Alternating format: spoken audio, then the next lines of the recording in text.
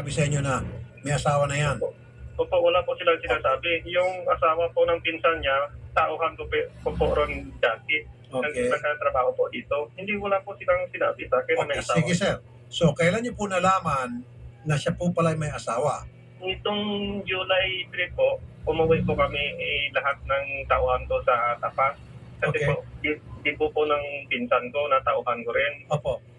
Umuwi po kami hanggang bumalik po ako dito ng 19 na po ako bumalik. Nung doon po kami sa Tapas, nung di po na gumagawa po kami ng palaypay ng para sa birthday, sa di po ng pinsan ko, tinatawagan ko po siya. Okay.